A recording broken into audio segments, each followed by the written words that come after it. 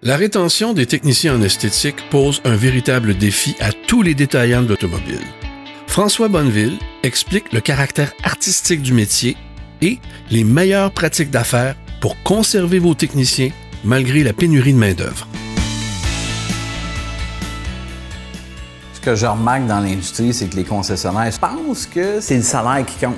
Non, c'est pas le salaire. Si les gens y auraient le temps pour faire les jobs, pour être capable de maîtriser leur art un peu plus, être capable de sentir que dans leur département, il y a de l'éclairage, il y a les équipements, il y a les accessoires, il y a tout ce qu'il faut.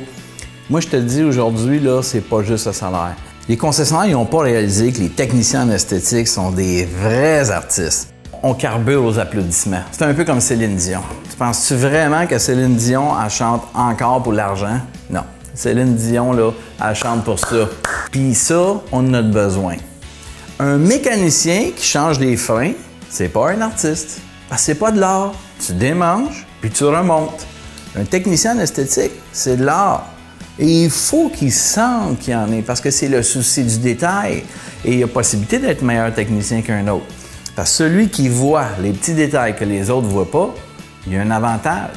Par contre, les gérants disent « Ouais, mais c'est trop long quand il fait ses jobs, il est trop minutieux. » Autrement dit, le gars se fait éteindre parce que c'est trop long et trop minutieux.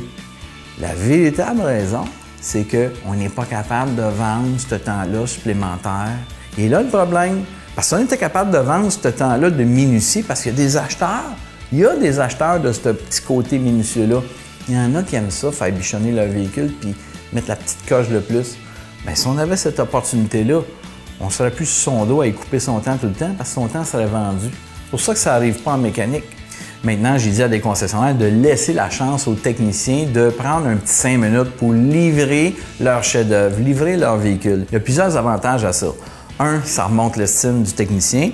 2, comme il sait qu'il va faire face au client, il n'est pas porté à faire une job un petit peu plus vite faite, puis de s'en laver les mains. Non, il va là, la coche de plus. J'ai même vu des gars, moi, prendre de leur temps personnel, sur l'heure du lunch, sur l'heure du break, parce qu'ils étaient gênés de livrer ce véhicule-là. Et ça donne la chance à ton technicien de se pratiquer à dealer avec les clients.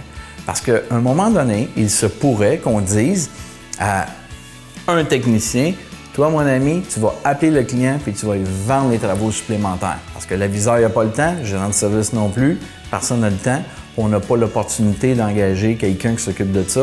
Ça pourrait être le technicien d'esthétique qui appelle le client pour faire part des travaux supplémentaires.